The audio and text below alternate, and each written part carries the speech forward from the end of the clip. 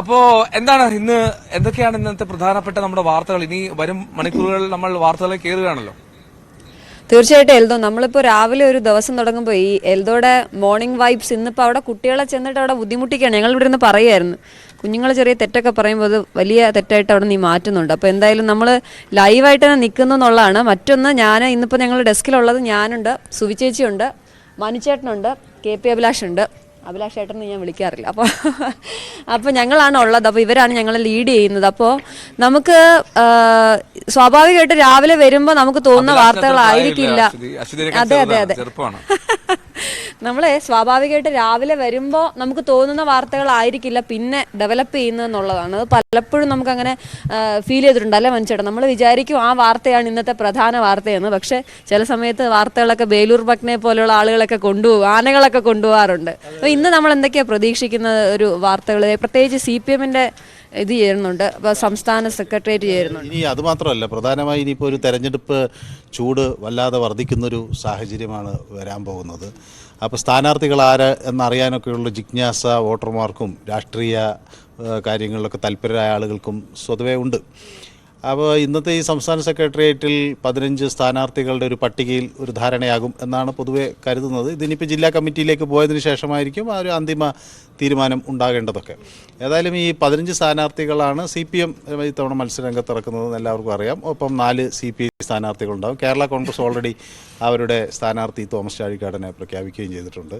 അപ്പോൾ കോട്ടയത്ത് മത്സരമുഖത്ത് ആർക്കും ഉണ്ടാകുന്നതെന്നുള്ള ഏറെക്കുറെ ഒരു ചിത്രം നമുക്ക് കിട്ടിക്കഴിഞ്ഞു. അവിടെ ഘടകകക്ഷികളുടെ ഒരു പോരായിരിക്കും, അല്ലെങ്കിൽ കുറേ കാലത്തിന് ശേഷം കേരള കോൺഗ്രസ്സുകാർ പരസ്പരം ഏറ്റുമുട്ടുന്ന സാഹചര്യമൊക്കെ ഉണ്ടാകും എന്നുള്ളതൊക്കെ വലിയ ആവേശത്തോടു കൂടിയാണ് ആളുകൾ കാണുകയൊക്കെ ചെയ്യുന്നത്. അപ്പോൾ ഇന്നിപ്പോൾ ഈ പ്രധാനമായും ഇപ്പോൾ കൊല്ലം, അതുപോലെ ആറ്റിങ്ങൽ, കണ്ണൂർ ആര് KK ശൈലജ ടീച്ചർ കണ്ണൂർ മത്സരിക്കുമോ, വടകര മത്സരിക്കുമോ എന്നൊക്കെയുള്ള ചോദ്യം ആളുകൾക്കിടയിലുണ്ട്.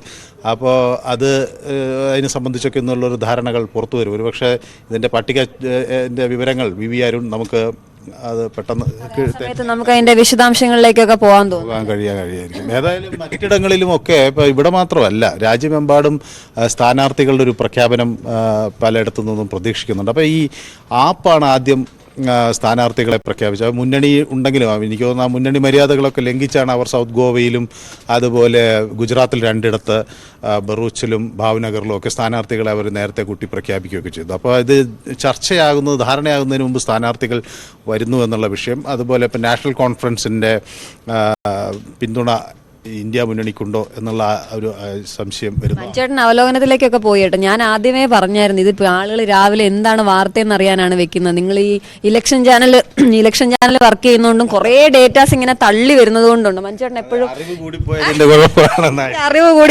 കുഴപ്പമാണെന്ന്. അപ്പോൾ നമ്മൾ അതെല്ലാം പ്രതീക്ഷിക്കുന്നു. അതെ, അവിടെയൊക്കെ പുതിയ സ്ഥാനാർത്ഥികൾ ഒക്കെ വരുന്നു.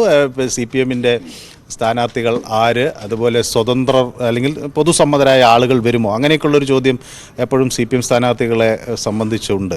നമ്മുടെ പണ്ടൊരു ക്രിസ്റ്റി ഫെർണാണ്ടസ് ഒക്കെ വന്നല്ലോ. അപ്പോൾ അതുപോലെ ഏതെങ്കിലും പുതിയ സ്വതന്ത്രർ അല്ലെങ്കിലും പൊതുസമ്മതരായ ആളുകൾ വരുമ്പോൾ മുതിർന്ന നേതാക്കൾ എത്ര മത്സരിക്കും, യുവാക്കൾക്ക് എത്ര പ്രാതിനിധ്യം കിട്ടും, സ്ത്രീകൾ ആരൊക്കെ ഉണ്ടാകും, അങ്ങനെയൊക്കെയുള്ള ചോദ്യങ്ങൾ എല്ലാവരും. കാരണം വനിതാ സംവരണത്തെയൊക്കെ സംബന്ധിച്ചുള്ള ചർച്ചകളൊക്കെ നടത്തുന്ന സാഹചര്യത്തിൽ ഇത് സ്ത്രീകൾ ആയിഷ പോറ്റി മത്സരിക്കുമോ, അങ്ങനെയൊക്കെയുള്ള ചോദ്യങ്ങൾ വലിയ തോതിൽ ഇന്ന് ഉയർന്നു വരും. ഇത് വലിയ അപകടങ്ങളൊന്നും ഉണ്ടായില്ലെങ്കിൽ തെരഞ്ഞെടുപ്പുമായി ബന്ധപ്പെട്ട വിഷയങ്ങളിലേക്ക് കൂടുതൽ നമുക്ക് നമ്മളെപ്പോഴും പറയുന്ന പോലെ വാർത്തകൾ അപ്രതീക്ഷിതമാണ്. അത് വരുന്ന സമയവും കാലവും ഒന്നും നമുക്ക് പറയാൻ പറ്റില്ല എന്നുള്ളതാണ്. മറ്റൊന്ന് പ്രധാനപ്പെട്ട ഒരു കാര്യമുള്ളത്, ഈ യൂട്യൂബിൽ ഏറ്റവും കൂടുതൽ ചോദിക്കുന്നത് എൽദോ നമ്മളോട് ചോദിച്ചുകൊണ്ടിരിക്കുന്നത് ഇത് ഭാരത് ബന്ദിന്റെ കാര്യമാണ്. അവധിയുണ്ടോ എന്നുള്ള ചോദ്യങ്ങൾ ഇപ്പോൾ യൂട്യൂബിൽ കണ്ടു. അപ്പം നമ്മളെ അത് വലിയ രീതിയിൽ ബാധിക്കില്ല എന്നുള്ളതാണ് ഒന്ന് പറയാനുള്ളത്. വലിയ രീതിയിൽ നമ്മളെ ജനജീവിതത്തെ ഒന്നും ബാധിക്കാനുള്ളൊരു സാധ്യതയില്ല, അത് പറയുന്നു പ്രേക്ഷകരോട്. മറ്റൊന്ന്, ഇന്ന് നമ്മൾ വലിയ വാർത്തയാകുമെന്ന് പ്രതീക്ഷിക്കുന്ന ഒരു കാര്യം, വീണ വിജയൻ ഇന്ന് നിർണായകമാണെന്നുള്ളതാണ്. KP അല്ലേ, നമ്മൾ എങ്ങനെയാ ആ വാർത്തയെ നമ്മൾ കാണുന്നത്? ആദ്യമേ ഒരു കാര്യം പറയട്ടെ, നമ്മൾ ഈ സമപ്രായക്കാർ പരസ്പരം ചേട്ടാ ചേച്ചി എന്നൊന്നും വിളിക്കേണ്ട ആവശ്യമില്ല. അല്ല, അങ്ങനെയല്ല. സമപ്രായക്കാർ എന്ന് പറഞ്ഞാൽ രാവിലെ ഒരു സംഘർഷത്തിന് സാധ്യതയുണ്ട്, അതുകൊണ്ട് നമുക്ക് ആവശ്യം. അപ്പോൾ വാർത്തയിലേക്ക് വന്നാൽ നേരത്തെ സൂചിപ്പിച്ച പോലെ ഈ ബേലൂർ ഭഗ്ന പിടി തന്നാൽ നമ്മുടെ കയ്യിൽ നിന്നെല്ലാം പോകും. ഇന്നിപ്പോൾ ആ വാർത്തയിലേക്ക് അങ്ങ് ഫോക്കസ് ചെയ്യേണ്ടി വരും. പക്ഷേ ഇത് അരണോന്ന് നമ്മൾ ആഗ്രഹിക്കുന്നല്ലേ. ഈ ഡോക്ടർ അരുൺ ഉണ്ടല്ലോ, അതായത് അരുൺ സക്കറി ഇതിലൊരു വിദഗ്ധനാണ്. അതുകൊണ്ട് നമുക്ക് ഏറ്റവും പരിചിതനായ വ്യക്തിയാണ്. അദ്ദേഹം കളത്തിലേക്ക് എത്തുന്നു എന്നാണ്. അതുകൊണ്ട് ആന ഇറങ്ങി വരുമോ എന്നുള്ളതാണ് ഇനി നോക്കേണ്ടത്. പക്ഷേ എനിക്ക് തോന്നുന്നു അങ്ങനെ അപ്രതീക്ഷിതമല്ല എങ്കിൽ വീണ വിജയൻ്റെ വാർത്തയായിരിക്കാം ഒരുപക്ഷെ ഇന്ന് കൂടുതൽ ചർച്ചയിലേക്ക് വരുന്നത്. അത് പക്ഷേ ഉച്ചയ്ക്ക് 2:30-ക്കാണ് കർണാടക ഹൈക്കോടതിയുടെ വിധി. എന്തായാലും ഈ എക്സാലോജിക്കുമായി ബന്ധപ്പെട്ട വിഷയത്തിൽ SFIയുടെ അന്വേഷണം തടയണമെന്നാവശ്യപ്പെട്ടുകൊണ്ടാണ്. അതിന് സാധ്യത കാണുന്നില്ല. ഹർജി തള്ളാൻ തന്നെയാണ് നിലവിലെ സാധ്യത. അങ്ങനെയെങ്കിൽ അത് വീണ്ടും ഈ മനുച്ചേട്ടൻ നേരത്തെ സൂചിപ്പിച്ചു, അതായത് ഈ തെരഞ്ഞെടുപ്പിൻ്റെ ഒരു കളം കൂടിയാണല്ലോ. അതിനിടയിൽ ഇത് കൂടുതൽ വാർത്തയ്ക്ക് കൂടുതൽ ചർച്ചയാവുന്നൊരു വാർത്തയായി വരാം. ഒരുപക്ഷെ വൈകിട്ടത്തെ ചർച്ചയൊക്കെ അതിലേക്ക് അനുകൂലമായി വന്നാൽ അവർക്കൊരു വലിയ ആശ്വാസമാകും. അഭിലാഷ് പറഞ്ഞ പോലെ സാധ്യത വളരെ കുറവാണ്. എങ്കിലും വന്നു കഴിഞ്ഞാൽ അത് വലിയൊരു ആശ്വാസമാകും. കാരണം CPM-നെ സംബന്ധിച്ചിടത്തോളം ഇപ്പോൾ വീണ വിജയന് നേരെ ഇങ്ങനെ ഒരു പ്രതിക്കൂട്ടിൽ നിൽക്കുന്നു എന്നത് അതൊരു വലിയ പ്രശ്നമാണ്. പ്രതിരോധത്തിലാക്കിയിട്ടുമുണ്ട് ഒരു കണക്കിന്. മുഖ്യമന്ത്രി പലപ്പോഴും ഇത് തൻ്റെ കമല ഇൻ്റർനാഷണലിൻ്റെ കാര്യമൊക്കെ പറഞ്ഞാണ് ഇതിനെ പ്രതിരോധിക്കുന്നതെങ്കിലും പാർട്ടി അണികൾക്കിടയിൽ ഒരു ആശയക്കുഴപ്പത്തിന് ഇത് വഴിവെച്ചിട്ടുണ്ട്. 2:30-നാണ് അതിന്റെ വിധി വരും. പറയാനുള്ളത് ഈ എൽദോയാണല്ലോ അവതരിപ്പിക്കുന്നത്. എൽദോ സ്പോർട്സിന്റെ ആളാണ്. നമ്മളെ സംബന്ധിച്ചിടത്തോളം ISL ഉണ്ട്, അത് ന്യൂസ് 18 തത്സമയമുണ്ട് എന്നതും എന്തായാലും വൈകിട്ട് നമ്മളുടെ കടം സ്പോർട്സിലേക്ക് തന്നെയായിരിക്കും.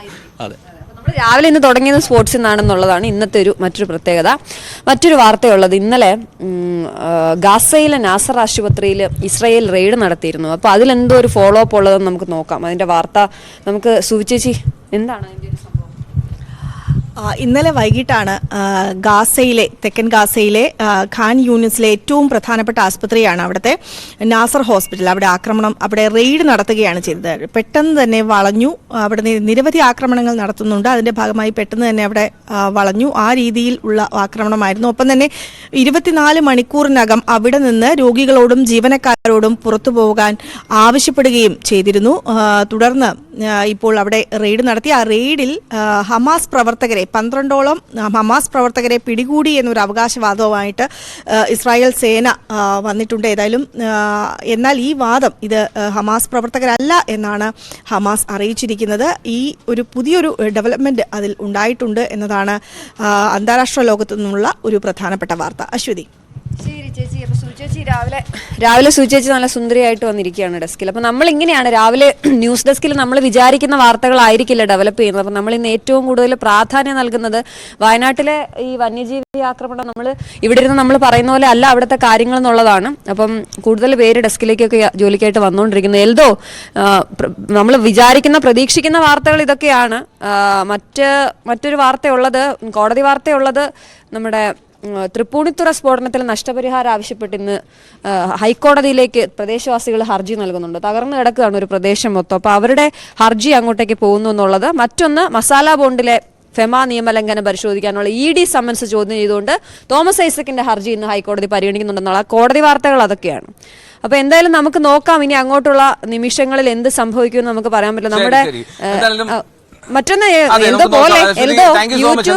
യൂട്യൂബില് കമന്റ് വരുന്നുണ്ട്. ഞാനിങ്ങനെ യൂട്യൂബിൽ നോക്കുമ്പോ എൽദോ ചേട്ടൻ സൂപ്പർ, സ്പോർട്സ് നന്നായി ചെയ്യുന്നു എന്ന് പറയുന്നുണ്ട് കേട്ടോ. ഇത് എൽദോ പറഞ്ഞിടിച്ച കമന്റ് ആണെന്ന് എനിക്ക് സംശയമുണ്ട്. എന്തായാലും യൂട്യൂബില് അവധിയുണ്ടോ എന്നുള്ള ചോദ്യത്തിനൊപ്പം വരുന്നത് എൽദോ ചേട്ടൻ സ്പോർട്സ് നന്നായി ചെയ്യുന്നു എന്നാണ് കേട്ടോ. അതിലെ അശ്വതി അതിൽ മുക്കി. അശ്വതി അങ്ങനെയല്ല കമന്റ്. എൽദോ ചേട്ടൻ ഒരു കില്ലാടി തന്നെ, അങ്ങനെയാണ്. അരുൺ കൃഷ്ണ ആണ് മെസ്സേജ് ചെയ്തിരിക്കുന്നത്. അതൊന്നും വായിക്കാണ്ട് അശ്വതി എൽദോ ചേട്ടൻ സൂപ്പർ ലൈറ്റ് ആയിട്ടൊക്കെ വിടല്ലേ, കില്ലാടി എന്നാണ് പറഞ്ഞത് അരുൺ കൃഷ്ണ.